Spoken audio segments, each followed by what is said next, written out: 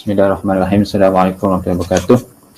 InsyaAllah kami daripada kumpulan yang ke-7 yang akan membentangkan tajuk bagi subjek ini ialah penyelewengan tafsir sufi. Okay. Pengenalan. Al-Quran adalah mukjizat yang diturunkan kepada Nabi Muhammad SAW, yang mana menjadi rujukan teragung kepada umat Nabi Muhammad SAW. Walau bagaimanapun, untuk memahaminya bukan hanya sekadar membaca terjemahannya semata-mata, bahkan perlu juga merujuk kepada kitab-kitab tafsir ulama terhadap Al-Quran. Jadi kitab-kitab tafsir ulama itu kebanyakannya dibuat oleh mufassir lah. Maka untuk menjadi mufassir ini mestilah menguasai pelbagai disiplin ilmu yang dipanggil sebagai ilmu tafsir. Okay. Melalui ilmu tafsir dapat menjelaskan ayat-ayat Al-Quran, pengertiannya, hukum-hukumnya, sebab-sebab turunnya dan pelbagai aspek yang berkaitan dengan Al-Quran. Okay. Maka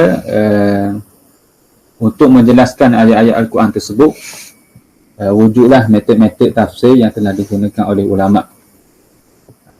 Maka banyaklah metod-metod tafsir yang ada bermula pada zaman tabi'in sehingga kepada hari ini. Dan termasuk juga metod tafsir yang digunakan oleh golongan sufi, iaitu tafsir al-Isyari, yang mana metod tafsir ini kebanyakannya digunakan oleh golongan-golongan sufi. Walau bagaimanapun, terdapat juga beberapa penyelewengan atau penyimpangan yang dilakukan oleh golongan sufi. Okay. Wallahu a'lam.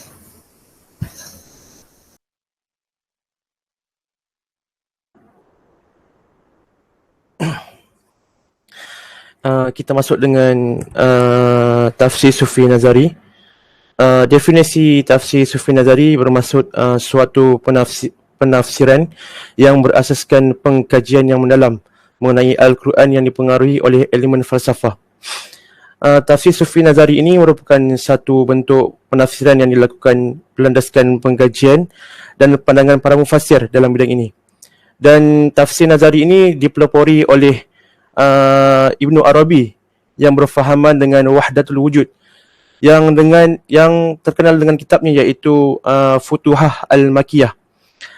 Tafsir Nazari terbahagi kepada dua, iaitu tafsir Ramzi, iaitu dengan adanya metod Ramzi menggunakan simbol dan istilah yang sukar untuk difahami oleh masyarakat awam. Tetapi maksud pentafsiran dalam tafsir Ramzi ini hanya difahami oleh golongan-golongan yang tertentu saja. Yang kedua adalah tafsir batini, iaitu dalam tafsir batini ini metod yang digunakan adalah dengan menekankan pentafsiran ayat-ayat suci Al-Quran dengan memikirkan makna batin yang dimasukkan dan tersembunyi di sebalik maknanya yang umum. Dan adanya penyelewengan dalam tafsir Sufi Nazari ini. Isu penyelewengan yang berlaku dalam penafsiran Al-Quran ini, kandungan kitab-kitab tafsir sama ada yang silam atau yang baru, didapati di dalamnya adanya perbezaan metodologi yang digunakan dan aliran-aliran pemikiran yang bertentangan dan juga uslub-uslubnya. Golongan yang mendukung pemahaman Sufi Nazari ataupun falsafi ini bermatlamatkan untuk menegakkan teori falsafah melalui Al-Quran. Dalam erti kata lain, tujuan mereka ialah mengembangkan dan menyebarkan ajaran tasawuf mereka dengan bermodalkan Al-Quran dan menegakkan teori-teori mereka melalui asas Al-Quran. Okey, seperti kita lihat dalam contoh penyelewengan tafsir Sufi Nazari ini, iaitu di dalam iaitu tokoh tafsir Sufi Nazari ini, iaitu Ibnu Arabi, melalui kitabnya iaitu Futuhat Al-Makiyah. Penafsiran beliau terhadap surah Ar-Rahman ayat 19 dan 20 yang bermaksud dia membiarkan dua lautan yang masin dan tawar mengalir yang keduanya bertemu. Antara keduanya ada batas yang tidak dilampaui oleh masing-masing. Ibnu Arabi ini mentafsirkan ayat ini dengan dimulai dia yang membiarkan dua lautan, iaitu dengan mengumpamakannya sebagai satu istilah falsafah, iaitu hayulah jasmani. Ia menjelaskan makna lautan itu bahawa jasad lautan itu masin dan pahit, manakala roh lautan itu tawar lagi segar.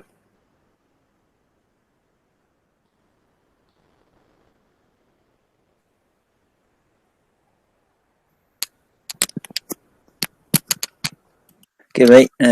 Kalau tadi kita melihat kepada tafsir Nazari.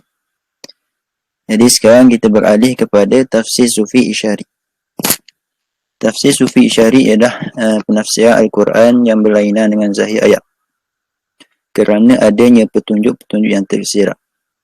Tafsir Sufi Isyari menurut istilah ialah takwilan ayat Al-Quran yang mempunyai syarat-syarat halus yang diketahui oleh para penempuh jalan tasawuf ataupun digelar salik yang tidak memesongkannya daripada makna zahir ayat tersebut.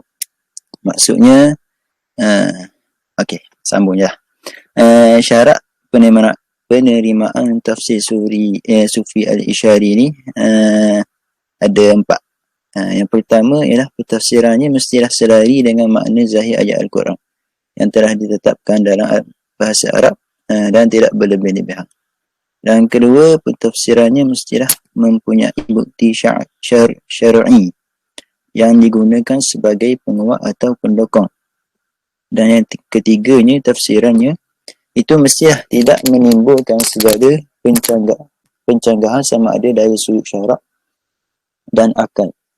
Dan yang terakhir, pentafsir ini tidak boleh mendakwa tentang tafsirannya yang lebih tepat dan menolak pentafsiran dengan bentuk lain.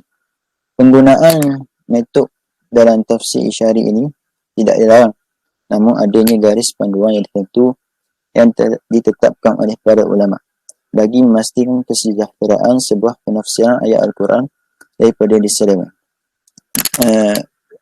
Jadi secara kesimpulannya, bahawa tafsir Sufi Isyari ini secara mudahnya dia bermaksud bahawa ada makna yang di sebalik makna zahir ayat Al-Quran ada makna yang tersirat, isyarat. Contohnya dalil yang mengatakan ada tafsir Sufi Isyari ini, kisah di mana satu masa ketika mana Sayyidina Umar bertanyakan kepada para sahabat tentang surah yang diturunkan, surah An-Nasr, iaitu idza jaa nasrullahi wal fath ra'aita an-nasa yadkhuluna fi dinillahi afwaja fasabbih bihamdi rabbika wastaghfir innahu kana tawwaba. Jadi Sayyidina Umar bertanyakan kepada para sahabat, apakah yang dimaksudkan dengan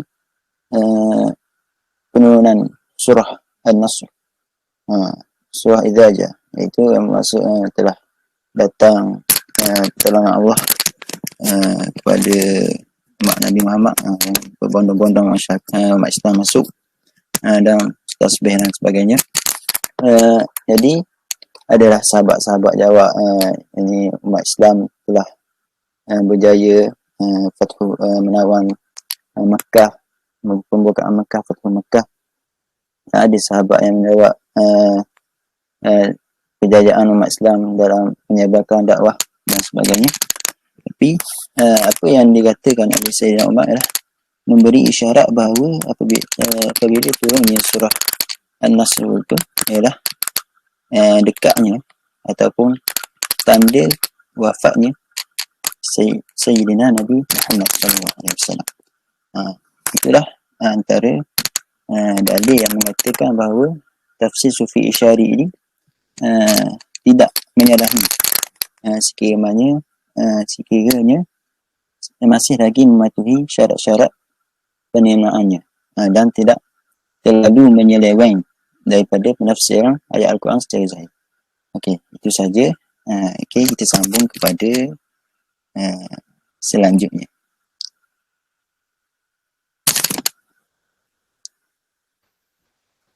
Okay, bismillahirrahmanirrahim. Kita teruskan kepada penyelewengan tafsir Sufi Isyari. Jika tadi kita lihat berlaku juga penyelewengan dalam tafsir Sufi Nazari, maka begitu jugalah dalam penafsiran Sufi Isyari ini. Di dalam tafsir Sufi Isyari ini ada berlaku penyelewengan di dalam tafsir Ahmadiyah. Banyak sekali penyelewengan tafsir ayat Quran yang telah berlaku, di antaranya dalam menafikan makna khatamun nabiyyin di dalam surah Al-Ahzab ayat 40. Ini salah satu contoh daripada penyelewengan yang berlaku. Mana kita lihat maksudnya, bukanlah Nabi Muhammad itu menjadi bapa yang sebenar bagi seseorang dari orang lelaki kamu, tetapi dia adalah Rasulullah dan kesudahan segala nabi, dan Allah adalah mengetahui akan tiap-tiap sesuatu. Itu makna asal pada kata ayat surah Al-Ahzab tadi. Tetapi terjemahan yang diberikan oleh Jemaah Ahmadiyah ini adalah mereka menterjemahkan ayat ini dengan makna bagaimana?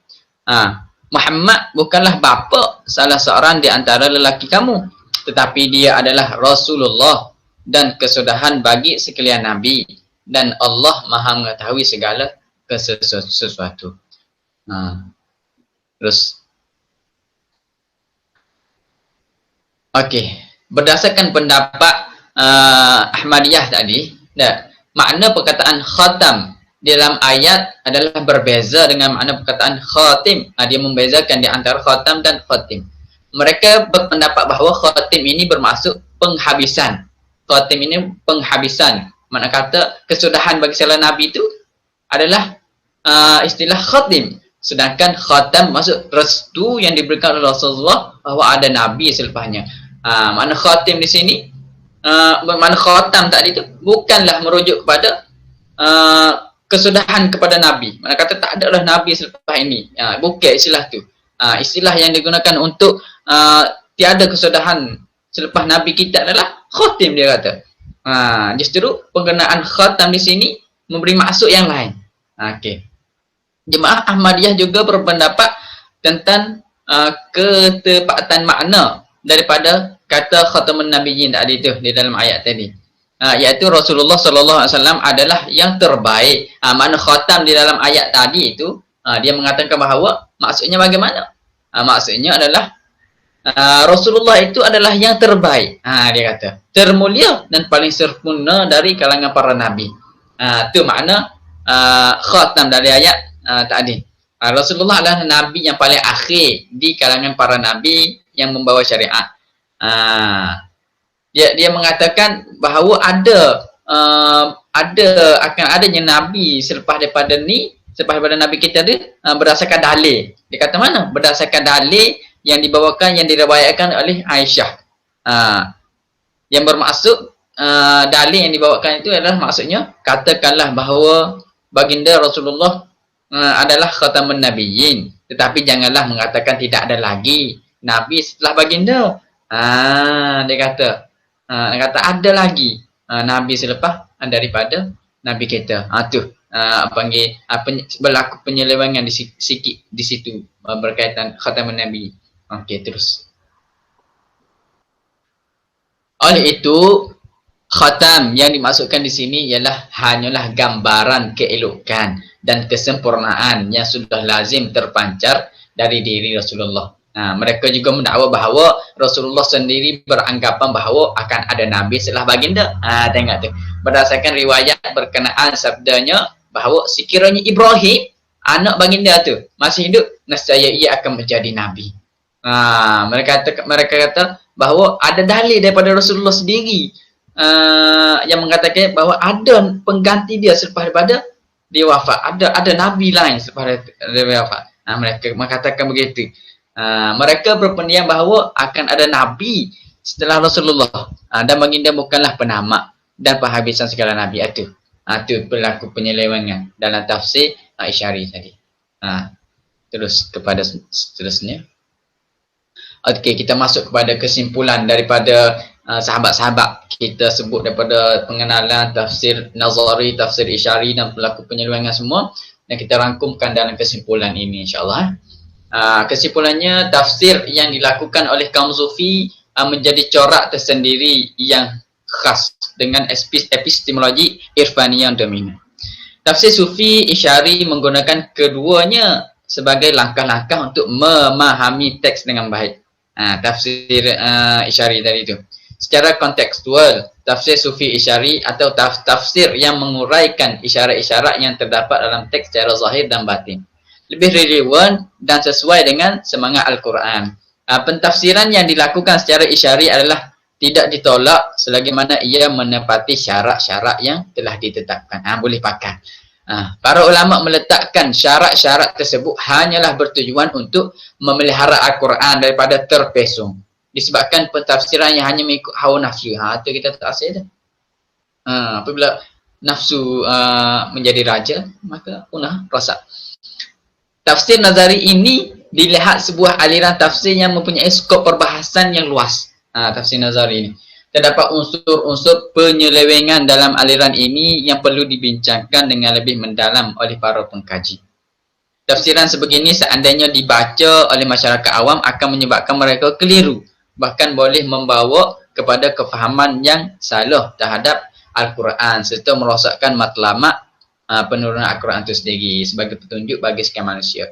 Jadi ala kulli halnya dalam penyelewengan tafsir Sufi ini berlaku ada dua pembahagian, iaitu tafsir Sufi Nazari dan tafsir Sufi Isyari. Jadi berlaku perbezaan di antara kedua-dua tafsir itu tadi. Jadi kita boleh lihatlah betapa luahnya ilmu para ulama kita dulu yang boleh menguraikan sampai kepada tahap macam ni sekali. Jadi itu sahaja daripada ana, wallahu taala a'lam.